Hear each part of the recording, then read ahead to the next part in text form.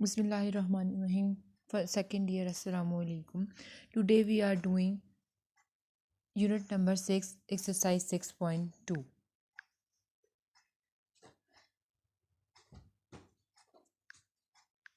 First we see that the slope of a line when 2 points are given, when 2 points p1 of x1 and y1, p2 of x2 and y2 be any 2 point of a line, then the slope of line is denoted by m. So tan theta is equal to m, so y2 minus y1 divided by x2 minus x1 is equal to rise over run. Now second one is parallel or perpendicular line. Now the parallel line, those line, let m1 and m2 are the slope of a line, the line l1 and l2, then the parallel line l1 is parallel to l2 if and only if m1 is equal to m2. Now perpendicular line, those line that l1 and first line is perpendicular to second line, then the slope of this line is m1 and m2, product of m1 and m2 is equal to -1. Now first question number 3, exercise 6.2. In each case find the slope if it is defined parallel to 2y minus 4x is equal to 7. अब एक equation हमें given है और इसको हमने solve करना है कि ये जो लाइन है, ये जो इक्वेशन है, ये पैरेलल है, ठीक है। इसको सॉल्व करते हैं सबसे पहले हम इक्वेशन लेते हैं।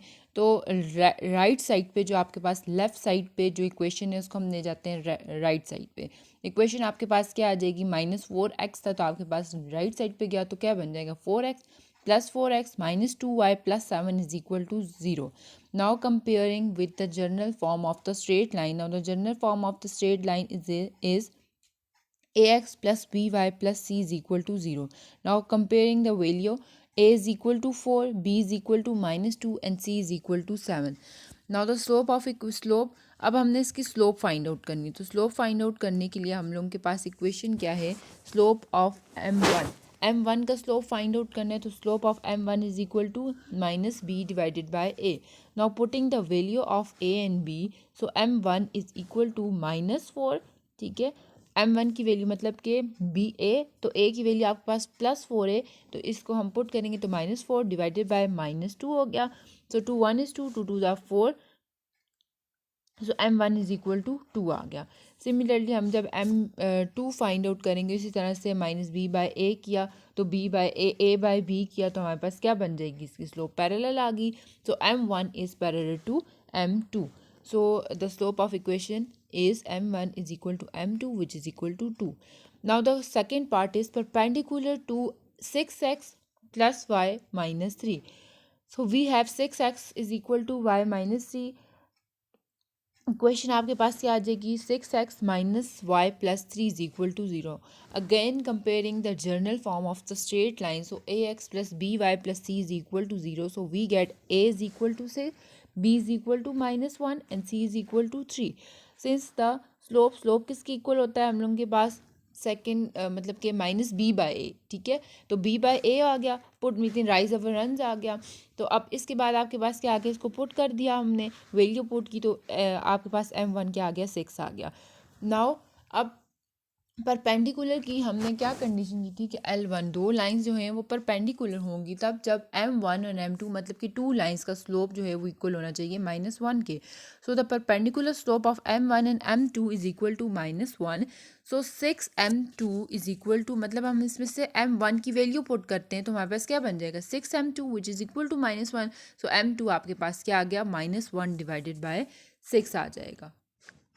अब आपके पास इसकी क्या कंडीशन है कि m1 dot m2 product of two slope is equal to -1. m1 आपके पास क्या आ गया, -6 आ गया, ठीक है, +6 आ गया। नाउ द m2 आपके पास क्या आ गया जी, -1 डिवाइडेड बाय 6 आ गया, 6 से cancel which is equal to -1. So prove that m1 dot m2 is equal to -1. So this is a perpendicular slope. Question number 4.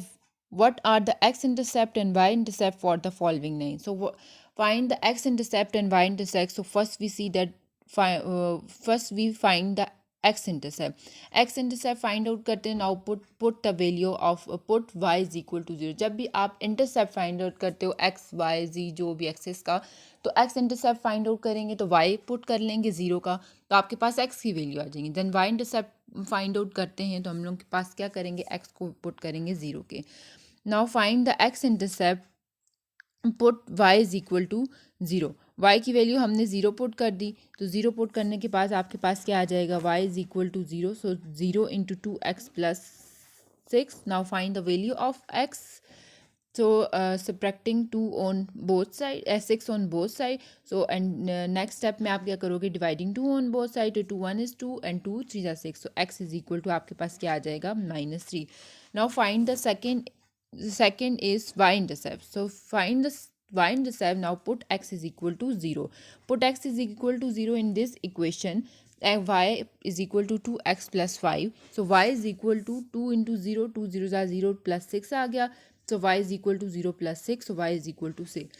Now therefore the x intercept 8, मतलब कि आपने x की वैल्यू जब x intercept find out किया था तो y आपके पास क्या आ गया था, y हमारे पास आया था तो y 0 था, तो इट्स मीन कि x इंटरसेप्ट आपके पास क्या आ गया, -3, 0, and then y intercept is equal to 8, 0, 6 आ गया। Now the remaining part of question number 3 and question number 4 is your homework. Thank you so much.